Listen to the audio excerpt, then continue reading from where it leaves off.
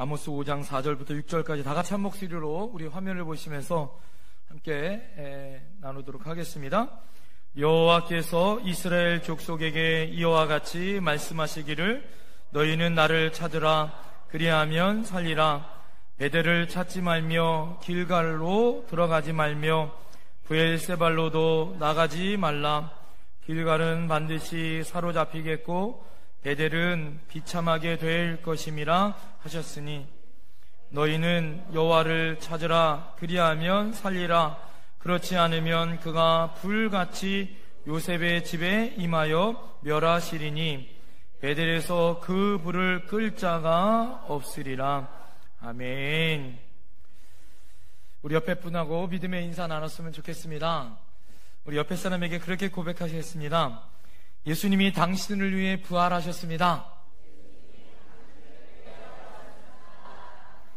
예수님이 당신을 사랑하십니다. 할렐루야.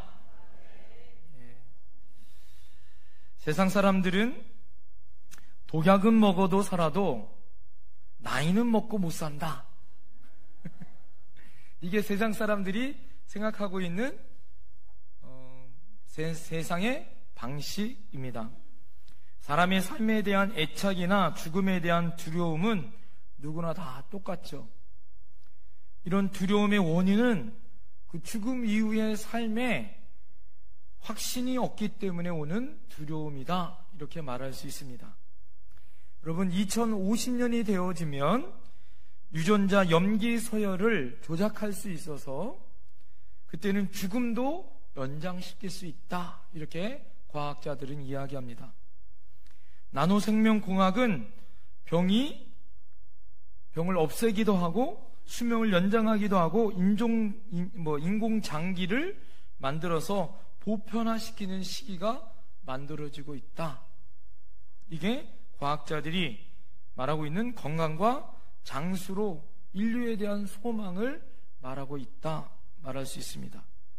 그런데 이 모든 것을 한다 할지라도 극복할 수 없는 것은 죽음인 것이죠. 누구나 죽음은 사람이 태어나면 한번 정해진 것은 우리가 빠질 수 없다, 이 말씀이에요. 자, 이것을 해결할 수 있는 것은 무엇이냐? 따라합니다. 부활신앙밖에 없다. 우리가 죽음되지 않고 죽음을 잠이라고 이야기하고 다시 깨어날 소망을 얻을 수 있는 것은 내 안에 계시는 예수로 말미암아 부활의 소망을 갖는 것이 귀중한 줄 믿습니다.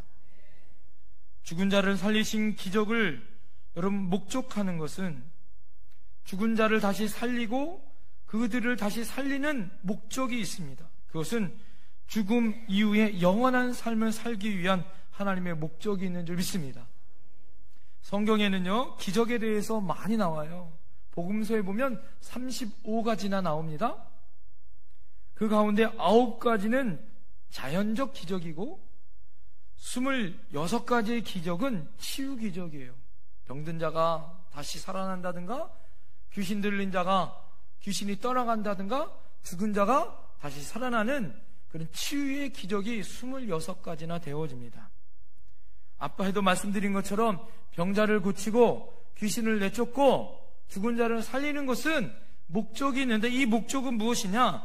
어떤 현상을 우리에게 보여주시는 것이 아니라 병을 나을 수 있는 하나님의 권능과 구원의 능력을 나타내시는 것뿐만 아니라 우리를 살리신 목적은 그 죽음 이후에 하나님의 놀라우신 영원한 생명이 우리에게 있다라는 부활의 믿음을 우리에게 보여주시는 사건인 줄 믿습니다. 그래서 기독교는 생명의 종교인 거예요.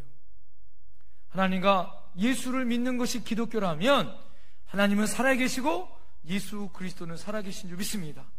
성령님은 내 안에서 끊임없이 우리를 다시 살리시는 분이신 줄 믿습니다.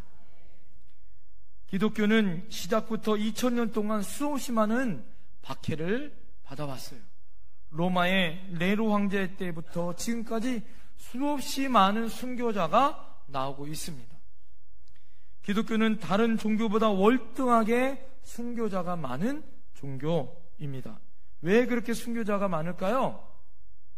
죽어도 부활이 있다라는 믿음으로 어떻게 해요? 죽음을 두려워하지 않는다, 이 말씀이에요.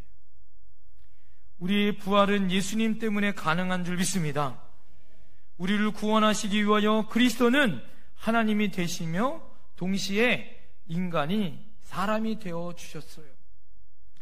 그리스도는 죽어서 구원하여 우리에게 은총을 주신 줄 믿습니다. 성경에 이른 대로 피 흘림이 없은즉 사함이 없습니다. 그래서 예수님은 하나님으로부터 오셔서 우리를 건져 주셨고, 사람으로부터 오셔서 우리를 향하여 우리 죄값으로 죽으셨단 말이에요. 그래서 우리는 죽음의 종교가 아니라 생명의 종교인 줄 믿습니다. 죽음 이후에 부활이 우리에게 있다. 옛날부터 예수님의 부활을 반대하는 사람들은 이렇게 반대했다 그래요. 예수님의 시체를 누군가 훔쳐갔다, 도난설을 말했어요. 또 예수님이 잠시 기절했다가 다시 살아난 거다, 가사설을 말했어요. 예수님의 제자들과 예수님의 추종자들이 환각 상태에서 부활하신 것을 착각한 거다 라는 환생설이 있었습니다. 현대 신학자들이 역사적인 사실이 아니라라고 비신화설을 말하고 있었어요. 그 어떤 것도 부활의 사건을 부인할 수 있어요, 없어요? 절대 부인할 수 없는 역사적인 사실이고 증인이 있고 증거가 있는 줄 믿습니다. 오늘 선지자 아모스는 그 이름의 뜻이 무엇이냐면 따라합니다. 무거운 짐진 자. 오늘 왜 부활의 사건 가운데 아모스서를 오늘 제가 말씀을 보았냐면, 기원전 8세기에 드고아의 목자였었던 이 아모스가 하나님의 공의를 전하는 선지자의 사명을 감당했습니다. 북이스라엘은 남유다보다 번성하였고 물질적으로 풍성하여졌어요. 그런데 그 나라는 영적으로 심한 타락이 있었습니다. 우상 숭배를 하고 사마리아에 사치가 많았어요. 브엘세바와 길갈이 그전에는 하나님의 은혜가 있었고 베델에 하나님의 은혜가 있었음에도 불구하고 외식적인 종교 행위로 가득 찼습니다. 부자들은 부도덕적인 행위로 하나님의 얼굴에 어떻게 했어요? 마음을 아프게 하고 하나님의 얼굴에 먹칠을 하는 행동을 하게 되어졌습니다. 그때 아모스가 나와서 외쳤던 말씀이 그거예요. 회개하고 다시 살아나라. 이것을 선포하는 선지자였습니다. 여호와의 날에 심판이 곧 임할 것인데 그들이 하나님의 심판을 받기 전에 여호와께 돌아와야 된다라는 말씀을 전했던 선지자입니다. 생명이 떠난 이스라엘이 우상을 섬기고 불안과 평안함을 찾지 못했을 때 그들이 행했었던 모습이 무엇이냐면, 오늘의 본문에 나와 있는 것처럼 베델을, 그리고 길갈을, 브엘세바를, 그 당시에 그 전에 하나님의 은혜가 있는 그곳을 찾아 다니기 시작했어요. 그런데 그것 또한 어떻게 했어요? 영적인 그곳에 힘이 있어야 함에도 불구하고 그들의 타락으로 말미암아 어떤 일이 벌어졌냐면, 그곳이 하나님의 부패함이 있는 장소로 변화되어졌더라, 이거예요. 그래서 아모스가 외칩니다. 뭐라고 외치냐? 한번 따라해 볼까요? 따라합니다. 돌아오면 살리라. 따라합니다. 다시 한번. 돌아오면 살리라. 돌아오면 살리라를 외쳤어요. 여러분, 예수님의 부활은 돌아올 때 하나님의 놀라운 은혜가 임한 줄 믿습니다. 부활의 사건이 돌아온 자들에게 우리에겐 소망이 되어지고 하나님의 은혜 가운데 임하는 하나님의 능력이 되어진 줄 믿습니다. 자, 한번 따라해 보겠어요? 부활은 주님을 찾는 것입니다. 첫 번째 은혜는 무엇이냐? 부활은 주님을 뭐 하는 거라고요? 찾는 거다. 이게 부활의 깊은 의미가 있다, 이 말씀이에요. 오늘 여러분 4절 말씀을 다 같이 한번 읽어보겠습니다. 4절 시작. 여호와께서 이스라엘 족속에게 이와 같이 말씀하시기를 너희는 나를 찾으라. 그리하면 살리라. 지금 영원히 죽어가고 있는 하나님의 백성들을 향하여 아모스가 외치는 말씀이 뭐예요? 여호와를 찾으면 산다, 이 말씀이에요. 이만큼 명쾌한 부활의 메시지가 없어요. 너희는 나를 찾으라 그리하면 살리라. 히브리 원문에 보면 두 가지의 명령어로 말씀하고 있어요. 하나는 찾으라, 하나는 살리라. 이 찾으라는 말은 디르시니 라는 말이에요. 이 말의 뜻은 무엇이냐? 히브리의 원어의 뜻은 무엇이냐? 돌아와 신뢰를 회복하라 이 말이에요. 하나님을 향한 신뢰의 믿음으로 너희가 돌아올 때 너희 믿음이, 너희 신앙이, 죽은 신앙이, 죽어갈 하나님의 백성이 다시 회복된다 이 말씀이에요. 또 하나는 살리라라는 명령이 있습니다. 이 말은 뭐냐? 위흐유라는 말이에요. 위흐유라는 말은 히브리어로 영적인 생명과 연관되어 있는 말입니다. 하나님께로 돌아오면 너희 죽은 영혼이 어떻게 했다는 거에 다시 살아나는 놀라운 역사가 있다 이 말씀이에요. 이스라엘 백성에 대한 소망과 부활의 메시지인 줄 믿습니다. 여러분, 우리가 부활주의를 맞아 돌아와야 될 줄 믿습니다. 그리고 다시 살아나야 될 줄 믿습니다. 하나님을 찾는 자들에게 하나님은 그냥 말씀으로 끝나는 것이 아니라 명령하셨단 말이에요. 돌아와라, 살아나라, 하나님 명령하셨단 말이에요.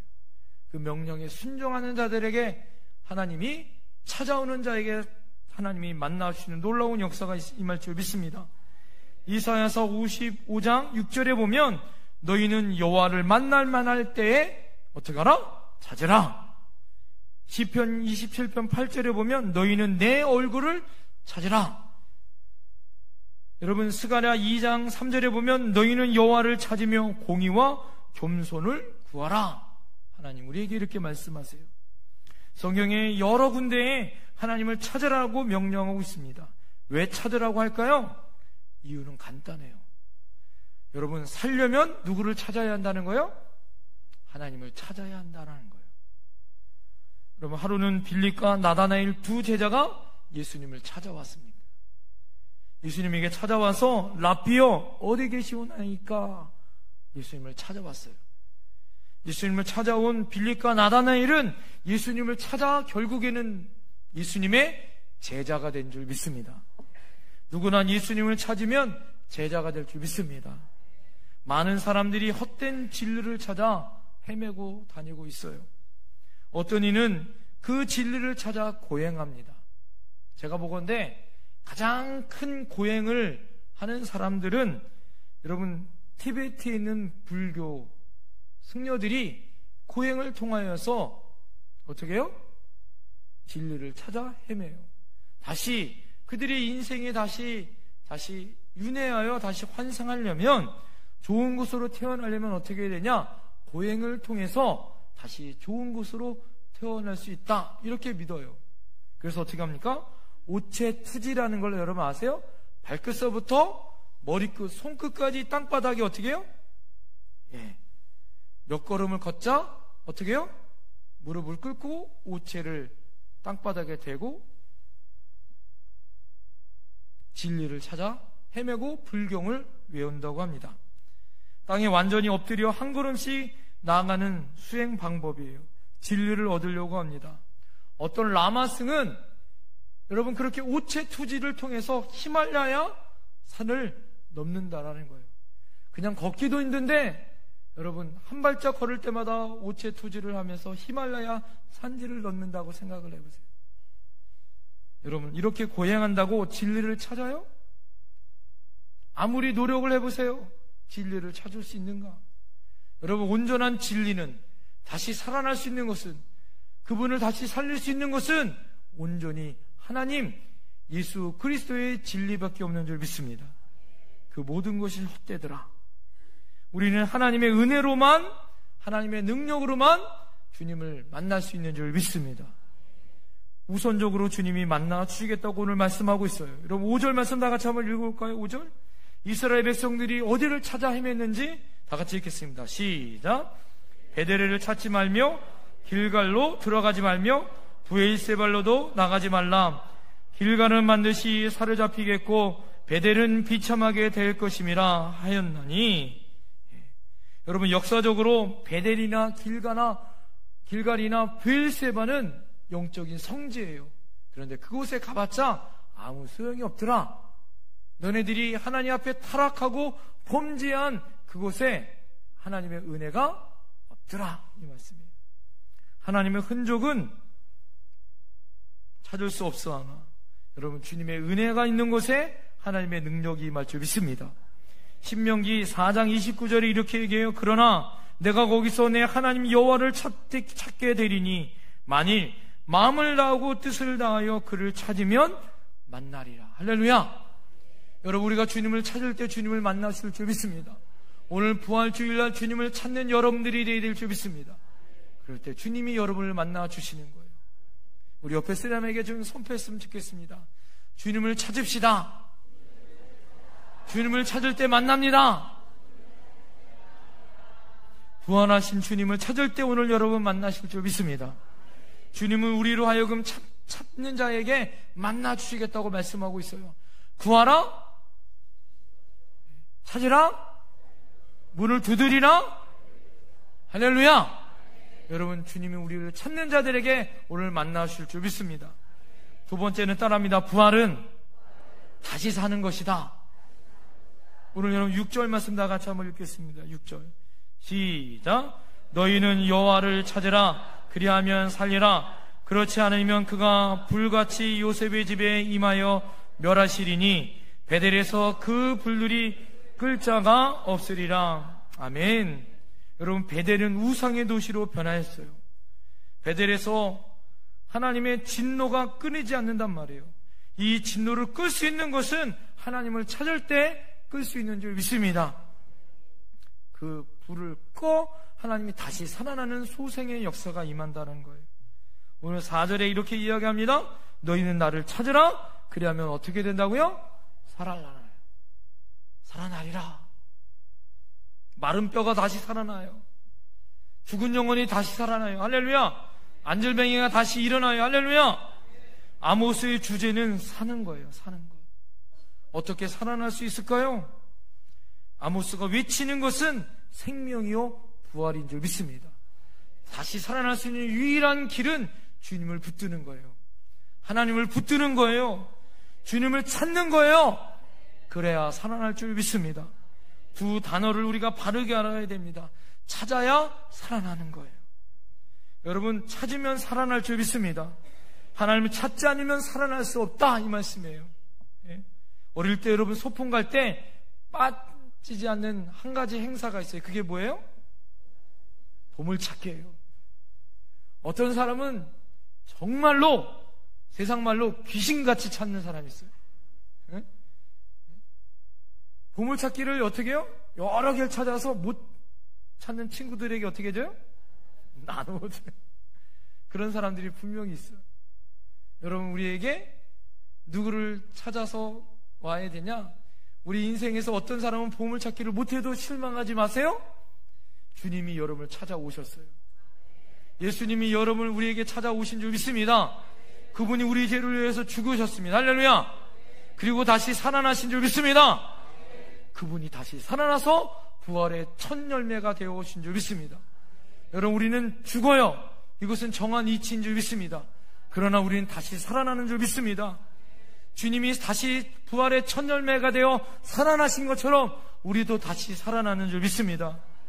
요한 1서 9장에 보면 하나님의 사랑이 우리에게 이같이 나타나셔 되셨으니 하나님이 자기의 독생자를 세상에 보내심은 그로 말미암아 우리를 살리려 하심이라. 예수님이 살아나신 것은 우리를 어떻게 하시려고요? 다시 살리기 위해서 살아나신 줄 믿습니다. 여러분, 부활이 없으면 기독교는 어떻게 해요? 죽음의 종교인 거예요. 여러분, 우리의 기독교는, 우리가 믿는 예수님은 십자가에 매달려 계신 분이 아니에요. 여러분, 우리가 십자가가 있지만 십자가에 예수님이 매달려 있어요? 없어요?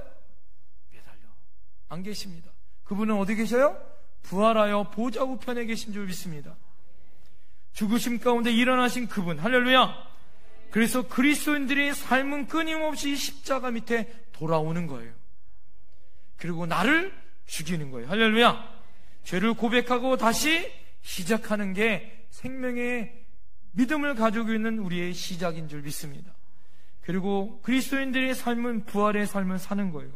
죽어도 다시 사는 소망이 우리 안에 있고 그분으로 말미암아 다시 살아날 믿음이 있는 줄 믿습니다.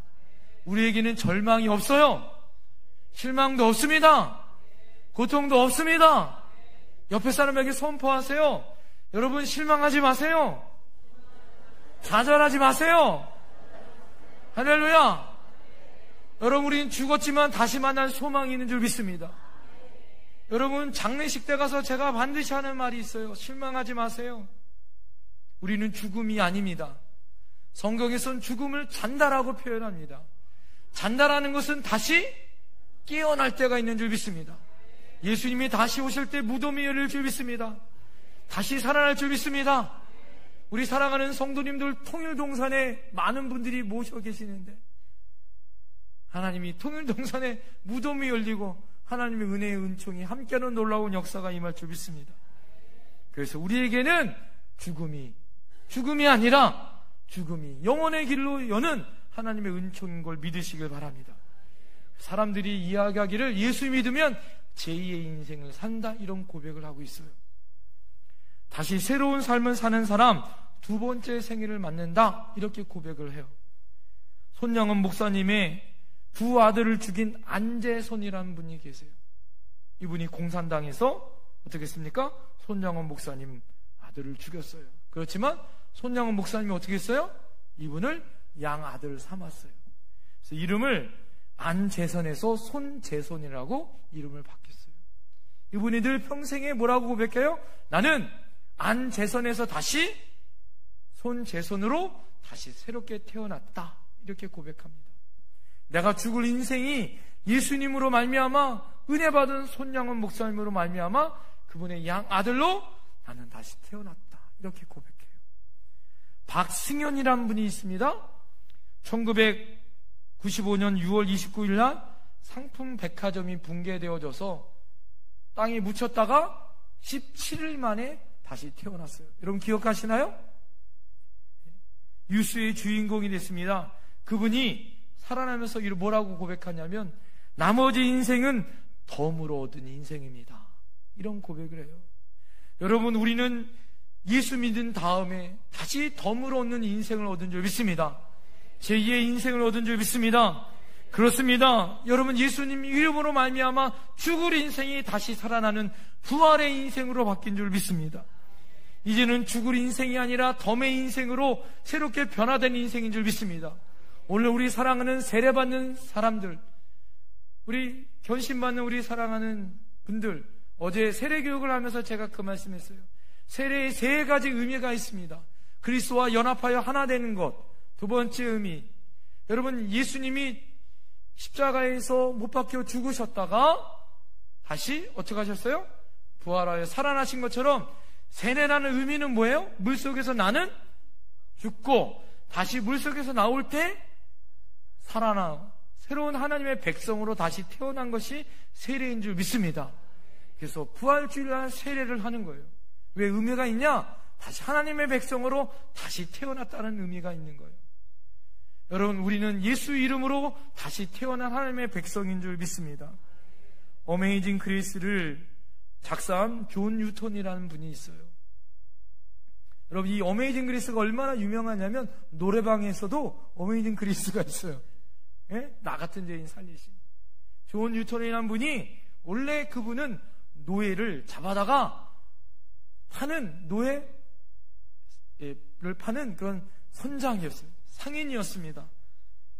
그런 그것으로 젊었을 때 부와 명예를 얻었어요. 타락한 삶을 살았습니다. 그런데 그의 아내가 예수님을 신실하게 믿는 사람이었어요. 그분이 토마스 아킨피스가 썼었던 그리스도를 본받아라는 책을 읽으면서 은혜를 받았어요. 그리고 남편에게 그 책을 읽게 했습니다. 그리고 그분이, 존 뉴턴이라는 분이 예수님을 믿었어요.